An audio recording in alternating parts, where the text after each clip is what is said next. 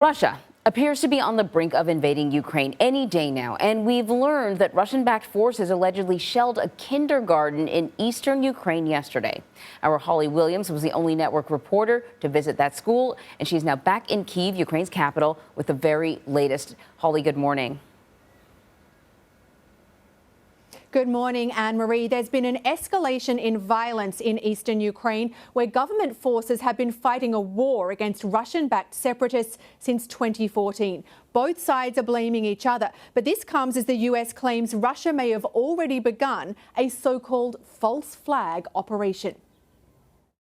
We flew with Ukraine's military to the country's far east, under 10 miles from the Russian border, to the village of Stanitsa Luhanska, where Ukraine says Russian-backed separatists fired heavy artillery into civilian areas yesterday, including this school, ironically named Fairy Tale Kindergarten, a place of innocence now shattered.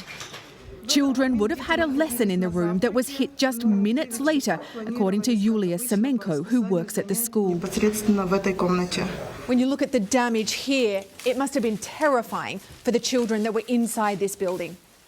We were told none of the students were hurt, but Ukraine says 3 adults were injured. Ukrainian soldiers showed us where they said another artillery shell hit in the playground. There were no children here at the time. Yeah, they all were inside building on the second floor.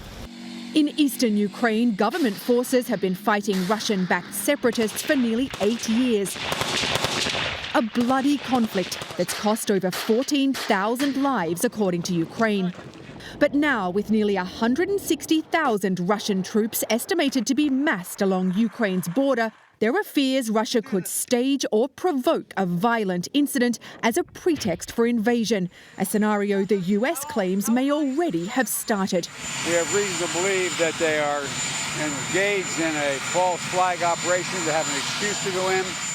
Some believe Russia's President Vladimir Putin is playing a high-stakes game of Cold War-style brinkmanship, using the threat of invasion, trying to extract concessions from the US and its allies. If that's true, it's a dangerous game. Civilians could pay with their lives. President Putin will oversee military exercises tomorrow by his country's nuclear forces, including the launching of ballistic and cruise missiles. Russia says that shouldn't worry anyone. Anne-Marie. So first off, Holly, because you were in eastern Ukraine, can you give us a sense of what the mood is like there after the shelling of this kindergarten? How are people feeling? Are they preparing for war? Well, Anne-Marie, there's clearly a sense of outrage about this uptick in violence, and particularly centred on that kindergarten, which I think all of us can understand, especially those of us who have children. In terms of preparations for war, well, out in eastern Ukraine, where they're living close to that existing front line with Russian-backed separatists, they've been living with a war already for nearly 8 years. More generally, when we talk to Ukrainians, most people we speak to are very worried. They are not panicking. There's very clearly a sense of kind of pride and determination that they don't want to do that. Some people say that they have emergency bags packed in case of an invasion. And we've filmed people who are training with weapons and who say that they will take up arms if there is a Russian invasion. Beyond that, what can they do? I mean, the cold, hard facts are that if there's a full-blown Russian invasion, Ukraine's military has a fraction of the manpower and the hardware of Russia's.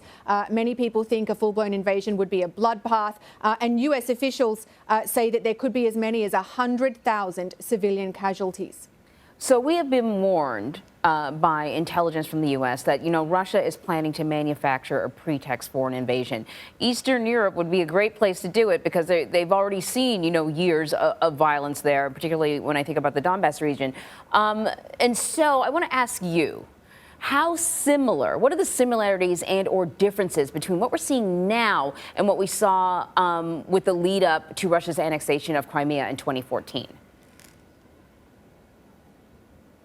So I think when you look at conflicts that Russia's involved in, whether it's here in Ukraine or Syria or elsewhere, there's one really key feature which is similar, and that's deniability. So when you go back to Crimea in 2014, Russia sent forces to annex that area, to invade Ukraine and take control of the Crimean Peninsula. But those Russian forces weren't wearing Russian insignia. I mean, people were calling them little green men. When you think about eastern Ukraine, the Ukrainian military is fighting a war not directly against Russia, but against Russian-backed separatists, even though there's pretty comprehensive evidence that they've been armed by Russia. And then you have these fears that Russia could stage or provoke a violent incident as a pretext, as a justification for moving in. Once again, that's about deniability. Of course. Holly Williams, thank you.